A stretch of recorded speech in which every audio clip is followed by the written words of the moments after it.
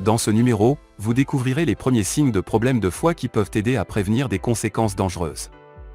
Le foie est le plus grand organe interne du corps humain, accomplissant des fonctions essentielles telles que la neutralisation de substances étrangères, l'élimination des excès d'hormones, le stockage des réserves d'énergie et de vitamines, ainsi que la participation à la production de sang et bien plus encore. Par conséquent, les problèmes liés aux maladies du foie affectent l'ensemble du corps. Une caractéristique particulière des maladies du foie est l'absence de récepteurs de la douleur dans l'organe, et les perturbations de fonctionnement se déroulent sans un syndrome douloureux prononcé. La douleur n'est ressentie que lorsque le foie a considérablement augmenté de taille, il est donc important de prêter attention à la manifestation de tout symptôme inquiétant. Un foie sain est la base d'une vie saine, il est donc extrêmement important d'identifier rapidement les premiers symptômes des maladies du foie et de commencer immédiatement le traitement. La plupart des signes des pathologies du foie évoluent sans manifestation visible, et le problème ne peut être détecté que par des analyses de laboratoire. En cas de prédisposition aux problèmes de foie ou d'autres facteurs susceptibles de déclencher leur développement, des examens périodiques sont recommandés. Dans le développement des maladies du foie, il est crucial de détecter tôt les symptômes, et même les plus petites déviations ne doivent pas être ignorées. Pour ce faire, il est nécessaire de savoir quels signes peuvent indiquer des problèmes de foie. Démangeaisons et desquamation de la peau. Les cellules du foie produisent activement la bile, qui joue un rôle direct dans les processus digestifs. Après le traitement dans le foie, la bile est dirigée vers la vésicule biliaire à travers des canaux spéciaux. En cas de moindre perturbation de la fonction hépatique, la bile commence à s'accumuler ou cesse complètement de s'écouler, ce qui conduit à sa stagnation. Par la suite, ces facteurs provoquent des démangeaisons et des desquamations de la peau accompagnées de sensations douloureuses. Un problème de ce type indique une surcharge du foie ou l'accumulation d'une grande quantité d'acide biliaire dans les tissus de l'organe. Les démangeaisons en cas de problèmes hépatiques peuvent être localisées sur la plante des pieds, les paumes et d'autres parties du corps. En présence d'un tel symptôme, on peut noter qu'il s'intensifie en fin de journée et lors du réchauffement du corps, par exemple après une douche chaude. Les changements cutanés liés aux manifestations cutanées typiques comprennent des éruptions hémorragiques ponctuelles, de multiples ecchymoses, des dépôts de cholestérol sous forme de plaques jaunes sur les paumes, les coudes, les plantes des pieds et les paupières. Dans le cas de maladies hépatiques prolongées, des modifications caractéristiques des paumes sont observées. Une rougeur cutanée symétrique peut apparaître dans la zone de saillie du pouce et du petit doigt, et lorsqu'une pression est exercée, la peau pâlit puis retrouve sa couleur d'origine. Les fissures au talon surviennent également en raison de problèmes liés à l'obésité. Le foie doit constamment produire de la bile, qui aide l'organisme à absorber ses acides gras, ainsi que les vitamines liposolubles. Ces vitamines sont nécessaires pour maintenir la tonicité de la peau. Si le foie ne fonctionne pas correctement, la bile est produite en quantité insuffisante et, par conséquent, l'organisme ne reçoit pas les substances nécessaires.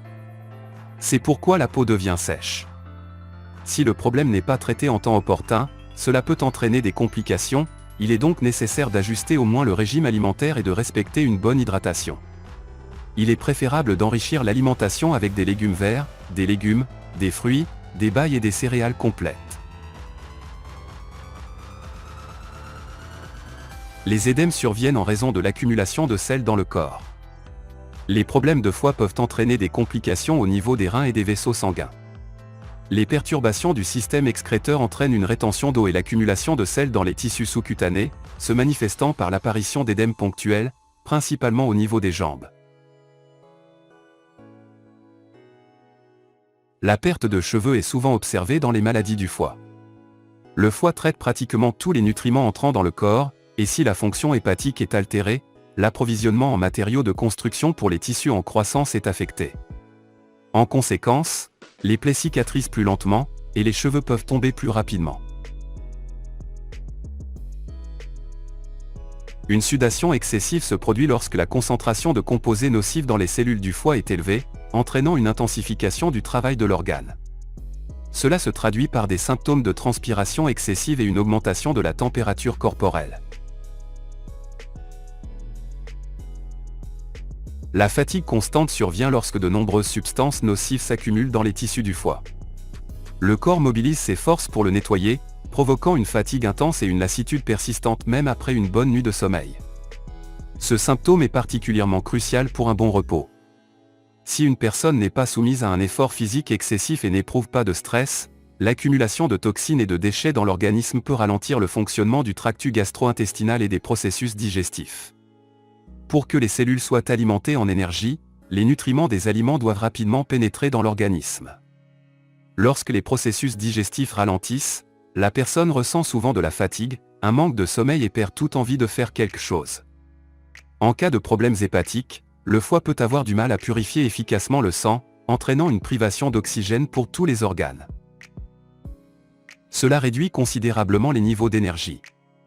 Des problèmes de sommeil surviennent fréquemment. Avec une concentration élevée de substances nocives dans l'organisme, la production de cortisol, une hormone qui contrôle le sommeil et influence le processus d'endormissement, s'intensifie. Les problèmes persistants de sommeil peuvent nuire à la santé. Il est important de rester vigilant en cas de somnolence accrue, de difficultés de concentration, de sentiments d'apathie et de morale déprimée, car ce sont les premiers signes de problèmes hépatiques. La fièvre, accompagnée d'une température élevée, est généralement un indicateur d'un processus inflammatoire actif dans le foie, la vésicule biliaire ou les canaux. Souvent, chez les personnes souffrant de douleurs persistantes dans la région du foie, on observe une légère élévation de la température jusqu'à 37,8 degrés. Dans la cirrhose, les lectures du thermomètre peuvent atteindre 38 degrés, parfois avec des fluctuations observées au cours de la journée, se manifestant plus fréquemment le soir. Dans des affections telles que l'hépatite, la cirrhose active et l'abcès du foie, des coliques hépatiques sont notés.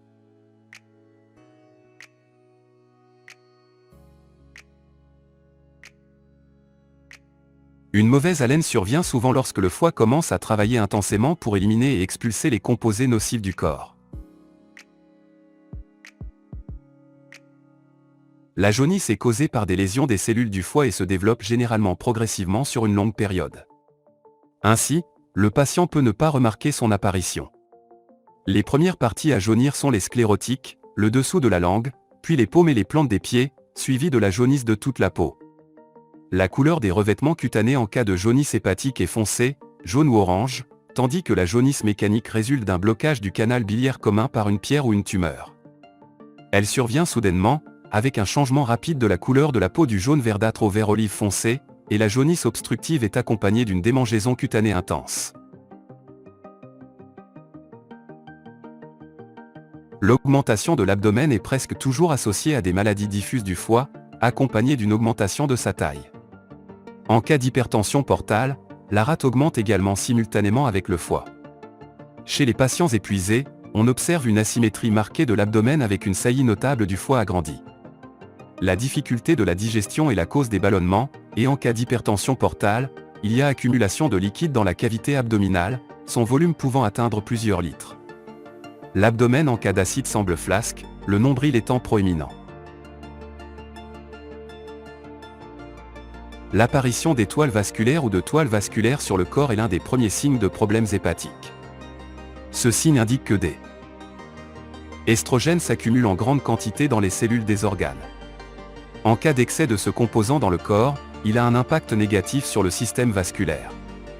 Certains vaisseaux cutanés peuvent augmenter de taille jusqu'à 2 à 5 mm, les rendant plus prononcés et visibles. Des étoiles vasculaires peuvent également être observées sur les jambes, les mains, le dos ou le cou.